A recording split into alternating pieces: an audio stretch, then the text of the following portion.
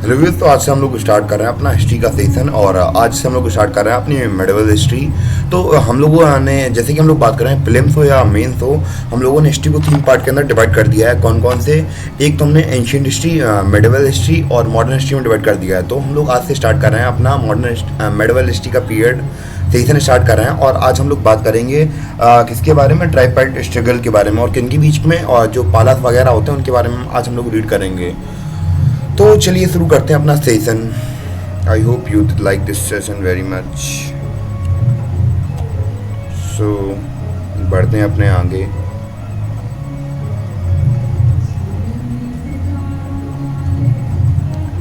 So journey start here from and अपने जो lectures रहेंगे वो एक मैं सीरीज टाइप में बना रहा हूँ। तो आज के जो लेक्चर रहेंगे मैं पूरा तो नहीं बनाऊंगा, जितना हो पाएगा आज उतना कंप्लीट कर दूंगा।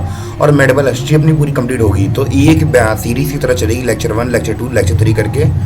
सो I hope you understand the format and so let's start. तो हम लोग बात करें कि हम लोग मेडिवल हिस्ट्री की बात करते हैं। तो मेडिवल हिस्ट्री एक तौर पर माना जाता है जो हमारे हर्षवर्धन थे। तो हम लोग बात करें जो उत्तर प्रदेश वाला एरिया है, जैसे कि हम लोग बात करें कन्नौज का एरिया था। जी हमें पता है कि हर्षवर्धन की कैपिटल क्या है? कन्नौज, यानी कि आज के उत्तर प्रदेश के बारे में बात कर रहे हैं। तो वहाँ पे इनका राजकाल चलता था। और हमें पता था कि जो हर्षवर्धन थे कितने कमाल के राजा थे। इवन कि हम लोग बात करें इन्होंने एजुकेशन सेंटर, हम लोग बात करें बहुत बड़ी बड़ी यूनिवर्सिटीज़ में इनसे फंडिंग जाती थी। इवन कि हम लोग बात करें बहुत से बाहर से जो ट्रैवलर्स वगैरह होते थे वो भी आते थे। और उनके बारे में भी, इनके बारे में लिखा है काफ़ी कुछ। जैसे कि हम लोग बात करें एक चाइनीज़ ट्रैवल होंगे, अगर आप लोगों ने पहले हिस्ट्री पढ़ी होगी जिन्होंने, तो उन्हें पता होगा कि जो हमारे चाइनीज़ एक ट्रैवलर थे उन्होंने भी इनके बारे में काफ़ी कुछ लिखा था। तो शुरू करते हैं अपना आगे का क्या था कि हाँ, जैसे ही हर्षा हमारे एक्सपायर हुए तो इसके बाद क्या हुआ कि जो उनका उत्तर प्रदेश वाला एरिया था अपना, वहाँ घोर सन्नाटा छा गया। यानी कि बहुत ज़्यादा स्ट्रगल होने लगा। कभी कभी ऐसा हो रहा था, पॉलिटिकल अनस्टेबिलिटी आ गई थी। कभी कभी ऐसा हो रहा था 10 साल तक कोई राजा राज कर रहा, फिर 10 साल बाद और कोई राजा राज कर रहा है, 50 साल बाद दूसरा राजा राज आ रहा। क्योंकि बेसिकली हम लोग बात करें हर्षा के जो सक्सेसर्स थे वो इतना ज़्यादा पावरफुल नहीं थे। अब जैसे हमें पता है कोई कमज़ोर होता है तो भैया कमज़ोर को हर कोई दबाना चाहता है। तो इस प्रकार जैसे कि हमें पता है कि हर्षवर्धन के जो सक्सेसर थे वो कमज़ोर थे, तो आसपास के राजा भैया इनके ऊपर हावी होने लगे और धीमे धीमे कभी कभी अटैक भी कर दिया करते थे। और इसके बाद हुआ क्या कि जैसे कि हम लोग बात करें साउथ में क्या चल रहा था, जो कालभ्रष्ट किंगडम था वो बिल्कुल अंधेरे में जा रहा था। और वहाँ से इमरजेंस हो रहा था किसका? पांड्यास का और पल्लवास का। तो आप लोगों को लग रहा होगा कि यहाँ पे चोला राज्य कहाँ गया, क्योंकि भैया वो भी तो हम लोग जब मेडिवल हिस्ट्री पढ़ते हैं तो उनकी व्याख्या के दूर दूर तक फैली हुई थी। पर हम लोग बात कर रहे हैं उस समय पे ये इतना ज़्यादा पावरफुल नहीं हुए थे, वो थोड़े और आगे चल के पावरफुल हुए थे। हम लोग बात कर रहे हैं फिलहाल में हर्षा के जस्ट बाद वाले पीरियड की बात कर रहे हैं हम लोग अभी। तो उस समय पर जो हमारे पल्लवास और पांड्यास थे वो पावरफुल हो रहे थे, क्योंकि हम लोग बात करें जो पल्लवास और पांड्यास का जो रीजन था वो हम लोग बहुत करें एंशिएंट हिस्ट्री के स्टार्टिंग से ही था। 300 BC में इनके हमें एविडेंसेस मिल गए थे, पर धीमे धीमे तब इतने ज़्यादा पावरफुल नहीं हुए थे। अब जैसे हर्ष एक्सपायर हुए तो इनके बाद धीमे धीमे ये एवॉल्व होने लगे। ये नहीं है कि हर्ष जैसे एक्सपायर हुए उसके अगले दिन ये इमर्ज करने लगे, काफ़ी टाइम से इमर्ज करने लगे थे ये।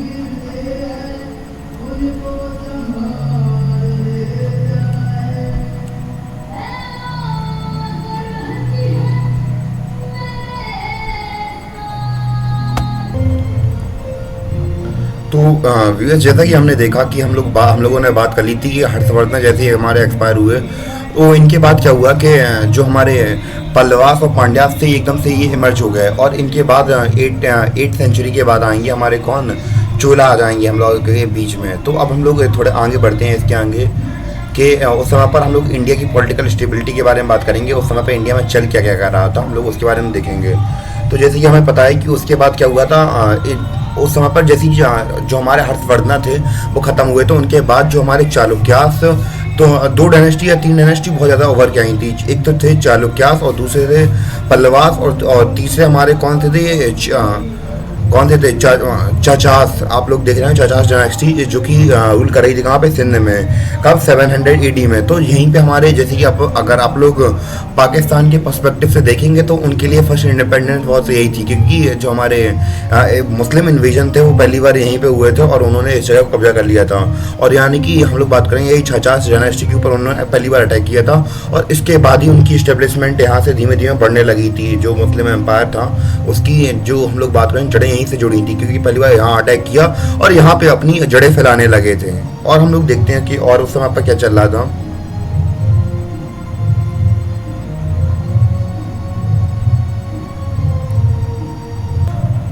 हम लोग देखेंगे इसकी लोकेशन वगैरह, देखेंगे कि जो अलग अलग डायनेस्टी थी वो रूल कहाँ कहाँ और कैसे कैसे कर रही थी। जैसे कि हम लोग बात करें तो जो हमारी चालुक्य डायनेस्टी थी तो वो कहाँ पे राज कर रही थी, जैसे कि हमें इस मैप में दिखाया गया है कि वो बादामी कर्नाटका में राज कर रही थी।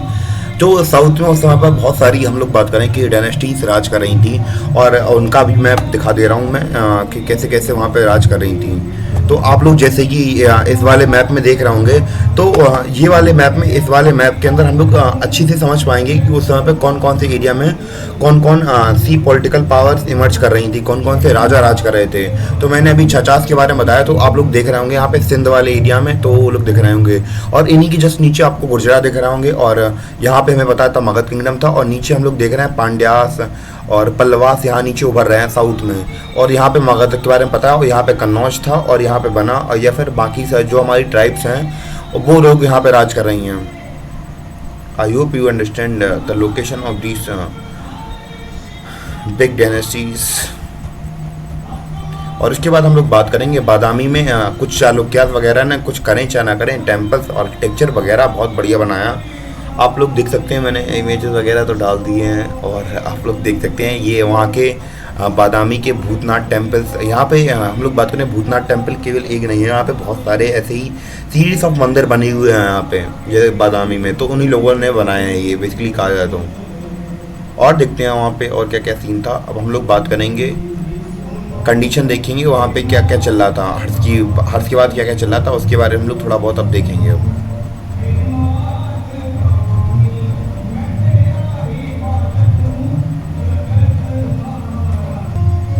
अभी तक हमने देखा था कि वहाँ पे क्या सीन चल रहा था कि जो हमारे चालुक्य राजा थे बहुत ज़्यादा पावरफुल हो गए थे। अब इसके बाद हम लोग देखेंगे कि 1553 से लेकर सॉरी मैंने गलत बोल दिया थोड़ा, यहाँ पे 753 से लेकर 982 तक जो राष्ट्रकूट थे वो पावर में आए थे। और कैसे आए थे, जो हमारे राष्ट्रकूट के राजा थे उन्होंने चालुक्य राजा को हरा दिया था, जो कि थे हमारे कीर्तिवर्मन को हराकर उन्होंने अपना जो राजकाज था वो स्टेब्लिश करवा लिया था। और कौन से राजा ने ओवरथ्रोन किया था हम लोग उनके बारे में बात करेंगे। तो जो हमारे दांती दुर्ग थे उन्होंने अपना राजपाट स्टेब्लिश कराया था, और उनकी जो कैपिटल थी वो क्या थी, मान्यखेड़। जो यहाँ पे आप लोग देख रहे होंगे उनका नाम लिखा है कैपिटल का कि वो मान्यखेड़ के राजा थे। और हम लोगों ने देखा कि कैसे कैसे वहाँ पे सर्कमस्टेंसेस बन रहे थे, कैसे कैसे वहाँ पे पहले चालुक्यास में थोड़े पावरफुल हो गए, और चालुक्यास के बाद क्या हुए, हमारे जो राष्ट्रकूटा थे वो बहुत ज़्यादा पावरफुल हो गए। तो यही हम लोग बात करते रहेंगे और यही स्ट्रगल चलता रहेगा उन लोगों के बीच में आपस में ही। और तो हम लोग देखें कि वहाँ पे नॉर्थ में क्या चल रहा था। नॉर्थ इंडिया में जैसे ही हमारे हर्षवर्धन की मृत्यु हुई तो वहाँ पे जो पॉलिटिकल इंस्टेबिलिटी थी वो ख़त्म हो गई थी। हमें पता है कि अगर हम लोग पॉलिटिकल इंस्टेबिलिटी की बात करें तो जैसे कि हम लोग अगर पाकिस्तान का एग्जांपल लें या फिर दूसरी कंट्रीज़ का एग्जांपल लें, तो अगर जब आप लोग 11th की इकोनॉमिक्स पढ़ेंगे तो उसमें आप लोग एक चीज़ पाएंगे कि अगर जो हमारी चाइना और इंडिया और पाकिस्तान थी, तीनों ने साथ, इनके जो हम लोग बात करें इनिशियल स्टेजेस एक दूसरे से सिमिलर ही थी, कि जो की पोजीशन थी तीनों को बराबर थी, पर इनके ऐसे डिसीजन, इनके इकोनॉमिक ऐसे डिसीजन जिनकी वजह से ये आगे बढ़ पाए। तो जैसे कि हम लोग बात करें तो पाकिस्तान में हमेशा क्या रही, पॉलिटिकल इंस्टेबिलिटी रही, तो इसी वजह से वो इतना डेवलप नहीं कर पाया। और यहाँ पे हम लोग बात करें इंडिया में या फिर चाइना में पॉलिटिकल स्टेबिलिटी थी, इस वजह से ही डेवलप कर पाए। तो अगर पॉलिटिक्स स्टेब्लिश ना हो किसी कंट्री या राज्य के अंदर तो वहाँ का पतन होना आम सी बात है, वहाँ पे स्टेबिलिटी नहीं होगी तो अराजकता फैलेगी ही। तो जैसे ही हम बात कर रहे थे 7th सेंचुरी में, जैसे हमारे हर्ष ख़त्म हुए तो इनके बाद 5 सेंचुरी तक नॉर्थ इंडिया कोई स्टेबिलिटी नहीं थी वहाँ पे, और एक बहुत सारे इमेज एकदम से अलग हो रहे थे। और बहुत सारे हम लोग बात करें कि अलग अलग राज्य निकल के आ रहे थे, जैसे कि कश्मीर में अलग अपने इंडिपेंडेंस ले ली थी, गांधार में अलग अपने आप को राजा माना रहे, सिंध में अलग, गुजरात में अलग, कन्नौज में अलग, अजमेर में अलग, मालवा में अलग, बंगाल में अलग और असम में अलग, सब जगह अपने आप को दादा समझ रहे थे। आओ बेटा कौन आ रहा कौन नहीं आ रहा। तो हम लोग बात करें 8th सेंचुरी के अंदर कौन डोमिनेट कर रहा था, कश्मीर के जो राजा वगैरह थे वो डोमिनेट कर रहे थे।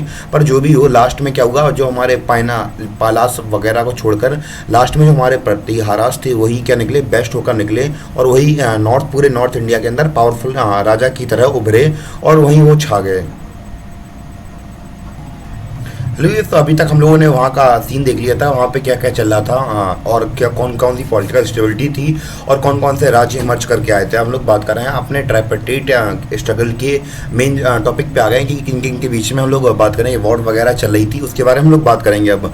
तो जो पीरियड था हमारा 750 से लेकर 1000 AD के बीच में, इससे हम लोग बात करें एज ऑफ 3 एम्पायर के बारे में कहा गया है अपनी इतिहास की किताबों में। हम लोग बात करेंगे क्यों कहा गया है, क्योंकि ये 3 जो हमारी डायनेस्टीज हैं, पालास ऑफ बंगाल और गुजरात प्रतिहारास ऑफ उज्जैन और कन्नौज और राष्ट्रकूटास ऑफ मायनखेड़, तो इन दोनों के बीच में ही स्ट्रगल चलता रहेगा और चलता रहेगा और इन्हीं के स्ट्रगल को ही ट्राइपेटेट स्ट्रगल कहा जाता है। और हम लोग अब समझेंगे कि ये लोग स्ट्रगल वगैरह कर क्यों रहे थे, इनके पीछे की वजह क्या थी, उसके बारे में हम लोग बात करेंगे। तो जैसे कि आप लोग मैप में देख रहे होंगे, अभी मैप दिख नहीं रहा है, मैं अभी निकाल रहा हूँ मैप में। जैसे कि आप लोग ये देख रहे हो मैप, तो जैसे कि आप लोग ये मैप देख रहे हैं, थोड़ा मैं निकाल लूँ इसे। जैसा कि आप इस मैप को देख रहे हैं तो आप लोग ये गुजरात प्रतिहारास वाला एरिया देख रहे होंगे, ये पालास यहाँ से अटैक कर रहे थे और ये राष्ट्रकूटा नीचे से आ रहे थे। तो अब ये लड़ाई हो रही थी किसके लिए, कन्नौज के लिए। तो हम लोग बात करेंगे कन्नौज ही ऐसा क्यों था, क्या इनको अपना घर पसंद नहीं आ रहा था कि ये कन्नौज के पीछे पागल हो गए थे। हम लोग अब बात करेंगे कुछ रीज़न की कि इन लोगों को जो हम लोग बात करें कन्नौज ही क्यों चाहिए था। Each viewed for a control for territory of Ganga Yamuna और दोआब, क्योंकि यहाँ पे गंगा यमुना दोआब था। और हम लोग बात करें दोआब वाला एरिया बहुत ज़्यादा रिच होता है फर्टिलिटी में, एग्रीकल्चर के मुकाबले, एग्रीकल्चर के पर्सपेक्टिव से यहाँ पे बहुत दुगनी फसल उगती है। हम लोग बात करें अगर एक खेत में 5 बीघा फसल उग रही है तो यहाँ पे 15 बीघा उगेगी, एक एग्जाम्पल लेके बता रहा हूँ। और यहाँ पे बहुत अच्छा ट्रेड हो सकता था क्योंकि नदियाँ वगैरह भी थी, तो ट्रेड में भी कोई दिक्कत नहीं थी। तो ये एक रीज़न था कि जिसकी वजह से ये स्ट्रगल कर रहे थे। और देखते हैं हम लोग पर्टिकुलरली बात करेंगे ओवरऑल इन सबको जीत के एक ही डायनेस्टी हम लोगों की निकलेगी, वो होगी हमारी। तो चलिए शुरू करते हैं हम लोग। अब हम लोगों ने बात कर लिया कि इन लोगों के बीच में क्या चल रहा था और क्या नहीं चल रहा था। तो शुरू करते हैं राष्ट्रकूटा। अब हम लोगों ने जो डायनेस्टी पढ़ ली थी, अब इनके बारे में डिटेल समझ लेते हैं कि कौन कौन थे और इनका जो हम लोग बात करेंगे कि वंश कहाँ से आए थे और कौन से एरिया में रीजन में राज वगैरह करते थे, सबको डिटेल समझते हैं कि जितनी हम लोगों ने इनके नाम बताए इनके हम डिटेल से पढ़ते हैं। और आज का जो लेक्चर में हम लोग बात करें तो राष्ट्रकूटा ही के बारे में बात करेंगे हम लोग। तो हम लोग बात करें जो किंगडम फाउंडेड किया गया था वो किसके द्वारा किया गया था, दंतीदुर्ग के द्वारा। इनकी कैपिटल क्या थी, मान्याखेड़ या फिर मालकखेड़ कहते हैं, जो कि गुलबर्गा मॉडर्न सोलापुर के पास में था।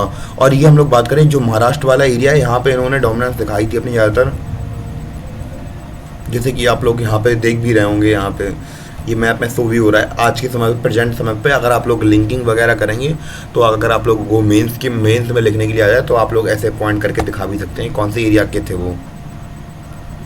फिर गड़बड़ कर दी यहाँ पे। चलिए देखते हैं और आगे बढ़ते हैं इनके बारे में और बहुत सी चीज़ें। तो हम लोग बात करें कि जो राष्ट्रकूटा थे इन्होंने लड़ते रहे हमेशा लगातार किसके साथ, चालुक्यास ऑफ बेंगी के साथ। कहाँ पे, ईस्ट मॉडर्न आंध्र प्रदेश। तो आप लोग जो चालुक्यास देख रहे हैं ये दूसरे चालुक्यास हैं वो हम लोग बात करें। और Pallavas of Kanchi and Pandyas in south में। तो इन लोगों के स्ट्रगल चलते ही रहते थे आपस में ही। और राष्ट्रकूटा के जो हम लोग बात करें ये हैं हमारे एम्परर्स। तो देख लेते हैं हम लोग इनके बारे में थोड़ा बहुत। तो हम लोग इनके जो मेन एम्परर्स हैं उनके बारे में नहीं, थोड़ी इनकी लिस्ट है, आप लोग अगर नोट करना चाहें तो नोट कर भी सकते हैं कि जो राष्ट्रकूटा एम्पायर था ये कब से कब तक चला था, 753 से लेकर 982 ईस्वी तक।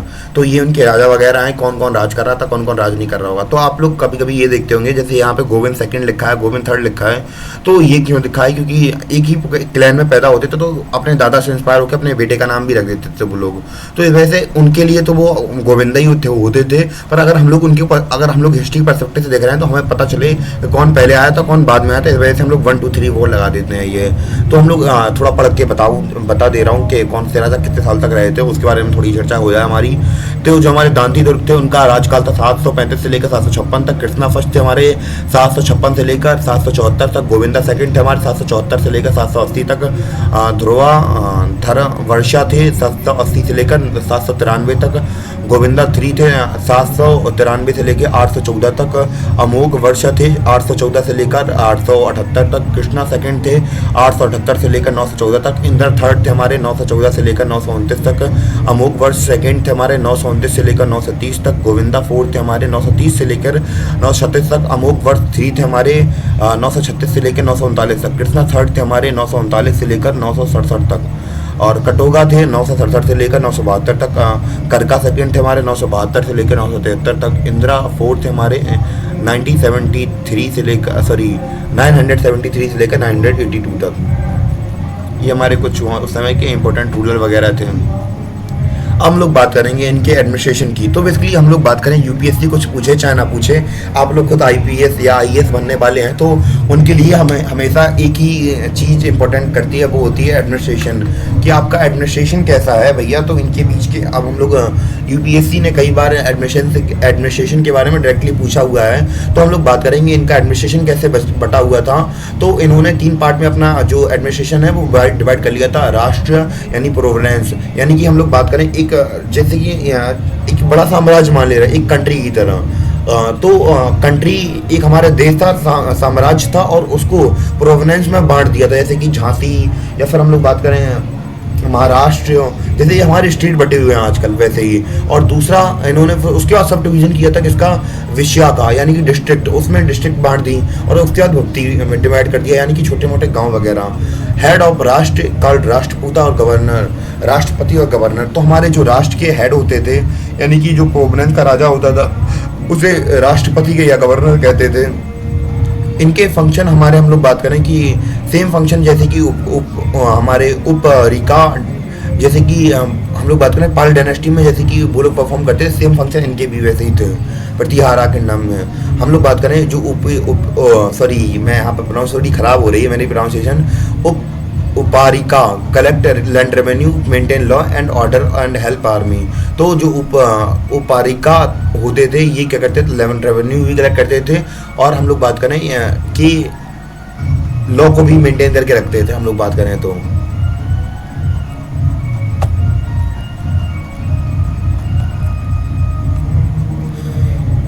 Village administration was in charge of managing local schools, tank, temple and roads.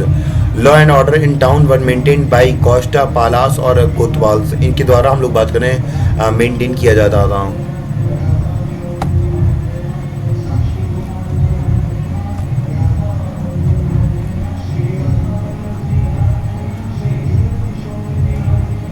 अब हम लोग बात करेंगे हेरिडिटी के बारे में। अगर आप लोगों को ये हेरिडिटी दिख रहा होगा, हेरिडिटी शब्द का मतलब आपको अगर नहीं पता होगा तो हम लोग बात करें जैसे राजा का बेटा राजा होता है, यानी कि कोई काम अगर पिताजी कर रहे हैं तो वो काम सेम बेटा भी करने लगे, तो यही होती है हमारी हेरिडिटी होती है। यानी कि आप लोगों ने अगर बायोलॉजी वगैरह पढ़ी होगी क्लास 10th वगैरह में, तो उसमें हेरिडिटी का कॉन्सेप्ट आता है, यानी कि पीढ़ी दर पीढ़ी आपको कोई चीज़ मिल रही है। तो अब हम लोग बात करें स्टार्टिंग में, हम लोग बात करें तो ऐसा नहीं होता था। जो हमारी एंशेंट हम लोग बात करें हिस्ट्री थी, उसमें जो हमारे जो राजा वगैरह होते थे तो उनके बेटे जरूर राजा बन जाते थे, पर जो हम लोग बात करें कि मंत्री वगैरह होते थे, मंत्री का बेटा मंत्री नहीं बनता था, ऐसा कहीं कुछ नहीं चलता था। पर हम लोग यही मेडिवल हिस्ट्री में देखेंगे कि ऐसा होना उल्टा हो गया, क्योंकि हम लोग बात करें यहाँ पे जो ऑफिसर्स की जो पोस्ट थी वो हेरिडिटी होने लगी थी, यानी कि अब सेनापति के बेटे सेनापति बनेंगे और मंत्री के बेटे मंत्री बनेंगे, ऐसा होने लगा था। और जो हम लोग बात करें विलेज कमेटी, यानी कि हम लोग वैदिक काल से हम लोग देख रहे थे विलेज समिति की वो पावर थी वो धीमे धीमे कम होती जा रही थी।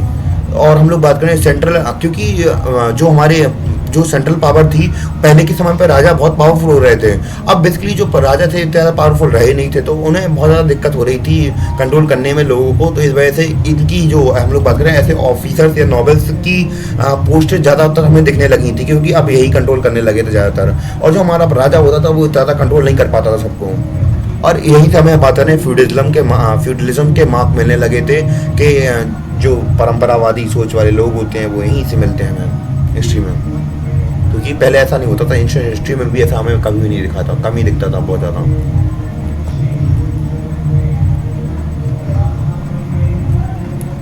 अब हम लोग बात करेंगे, यहाँ पे थोड़ा गायब हो गया है कि मानेखेड़ लिखा है शायद यहाँ पे, मैं बता दूंगा।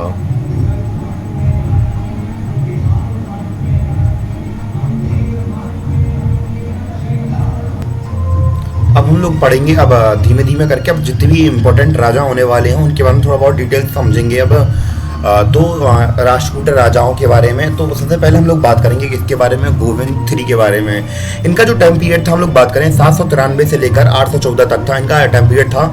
अब इनकी महानता इतनी तेज थी कि ये बहुत तेज तर्रार आदमी थे, सबको जो मिल जाए कूट के धर दे देते हैं बिल्कुल सबको।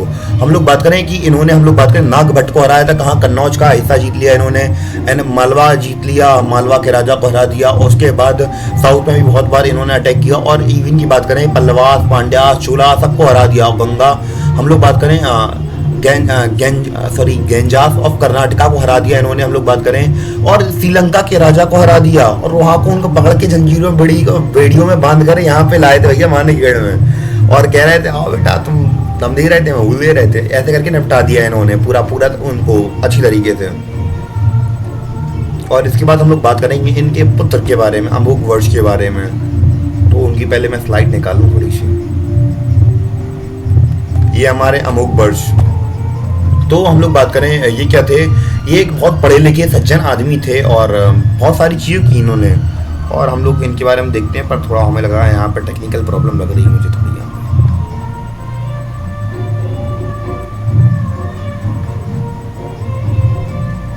अब हम लोग बात करेंगे अमोघ वर्ष के बारे में। तो बेसिकली हम लोग बात करें, इनके पिताजी की तरह ये लड़ाई लड़ना इतना ज़्यादा पसंद नहीं करते थे, पर ये स्ट्रॉन्ग भी थे हम लोग एक तरीके से कह सकें तो। पर इन्होंने जो वॉर की जगह पे हम लोग बात करें रिलीजन और लिटरेचर को दिया। और इवन की बात करें, ये फर्स्ट कन्नड़ा बुक इन्होंने लिखी हुई थी हम लोग बात करें, और ये बहुत बड़े कवि भी थे। और पर कुछ भी करें, ये ज़्यादा पावरफुल नहीं थे अपने पिताजी के मुकाबले में, क्योंकि बहुत ज़्यादा पावरफुल थे। और हम लोग बात करें, इनका ध्यान ज़्यादातर लिटरेचर में था, और ये काफ़ी अच्छे पढ़े लिखे आदमी थे। और हम लोग बात करें कि इनके साम्राज्य में भी बहुत सारे रेवेलियन उठे, पर इन्होंने जैसे तैसे करके संभाल लिया था। और इनके जो आने वाले सक्सेसर थे, और वो इतने ज़्यादा पावरफुल नहीं थे, और उन्होंने अपना जो राष्ट्रकूट का साम्राज्य था वो धीमे धीमे उसकी गौरवता को खोने लगे थे। और देखते हैं कि इनके आने वाले वंशजों के बारे में थोड़ा बहुत हम लोग और डिटेल से जानेंगे। जैसे कि यहाँ पे आप लोग देख रहे होंगे कि ये थे ज़्यादा इन्हें वॉर वगैरह पसंद नहीं थी, पर ये आर्किटेक्चर वगैरह अच्छा खासा बनवा गए हैं। ये देखिए आप लोग, कितना अच्छा टेम्पल है, ये मज़ा आएगा बनाने में। तो घूमने जा रही आप लोग, कभी कभी मौका मिले तो घूम जाइए यहाँ पे। तो आप लोग यहाँ पे जो उनका मैप देख रहे होंगे कि यहाँ पे आप लोग देख रहे होंगे राष्ट्रकूटा डायनेस्टी। हमने अभी गोविंद थ्री के बारे में बताया था, तो यहीं पे ये राष्ट्रकूटा डायनेस्टी देख रहे हैं, तो यहीं पे उन लोगों को पीक पे ले आए थे अपनी इसको डायनेस्टी। अलग अलग डायनेस्टी के वो है मैप्स हैं हमारे, कि उस समय पे कौन कौन कहाँ कहाँ राज कर रहा था। तो ये हमारे राष्ट्रकूटा के वही द्वारा से आ गए हैं। तो ये अपने इंपॉर्टेंट रूलर देख लीजिए आप लोग, और इनका टाइम पीरियड देख लीजिए राष्ट्रकूटा के इंपॉर्टेंट रूलर्स का।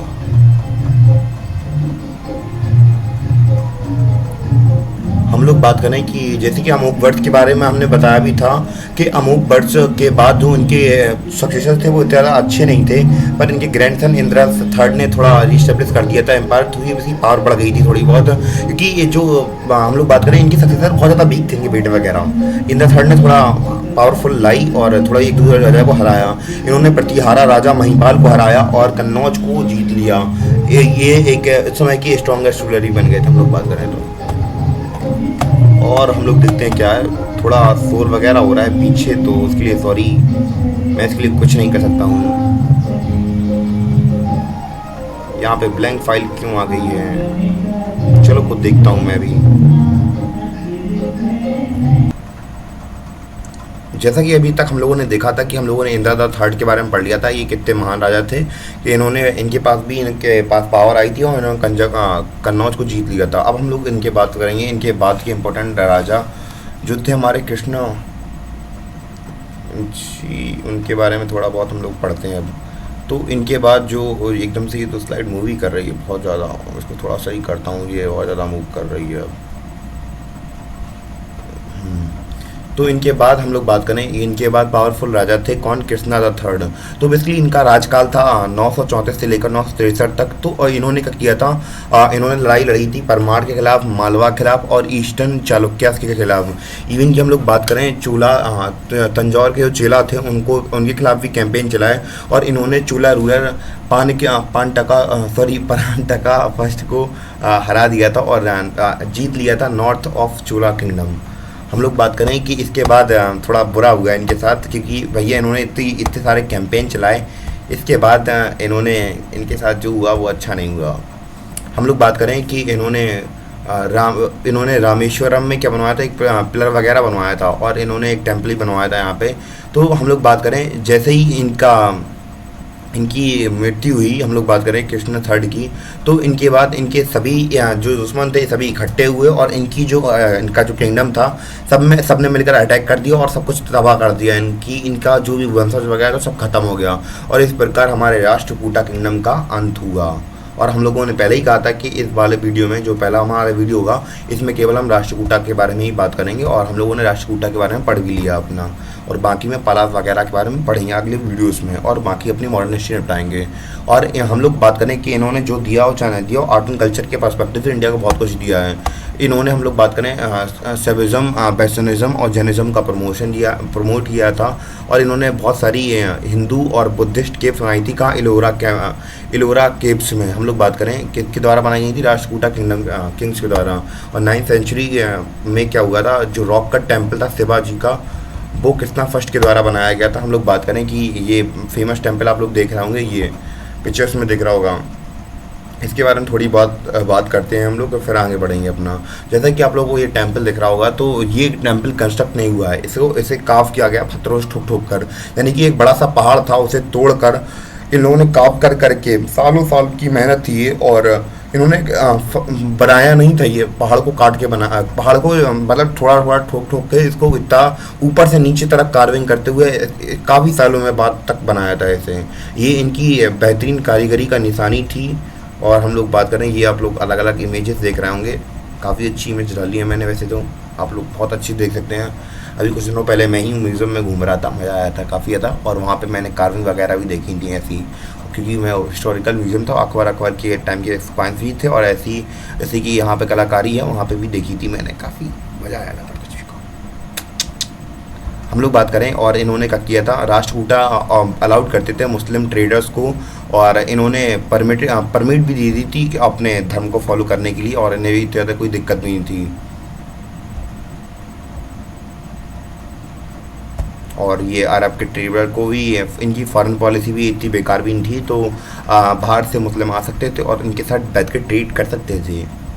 और हम लोग बात करेंगे इनके बारे में, ग्रेट अमोघ दृश्य, थोड़ा बहुत वही लिखा है, सन लिव्ड राष्ट्रकूटा पोर्ट, थोड़ी बहुत फैक्ट वगैरह दे दी और कुछ नहीं है। Dance culture famous, dancing girl का कॉन्सेप्ट भी बहुत फेमस था, यानी कि जो लड़कियां वगैरह नाचती हैं कोर्ट रोड में, वो उसके बारे में म्यूजिशियन होते थे कोर्ट में। और इस समय पर हम लोग बात करें वोमेंस, वो वेल मतलब क्या होता है, women's did not well their faces, इसका मतलब क्या था, घूंघट नहीं करती थी।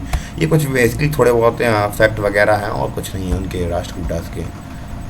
और इस प्रकार ये तो कन्नौज का ट्रायंगल दिख गया हमें, और ये आप लोग एक बार फिर देख लीजिए, और यहीं पे अपना लेक्चर बंद कर रहे हैं हम लोग, क्योंकि और ये थोड़े बहुत फैक्ट और अच्छे देख लीजिए, और आई थिंक पॉज करके भी देख सकते हैं आप लोग। तो तब तक के लिए thank you, and I hope you like my lecture very much, because रोशनी बहुत ज़्यादा आ रही है आँख में। इसको रोशनी को बंद करता हूँ थोड़ा, तब तक के लिए बाय बाय।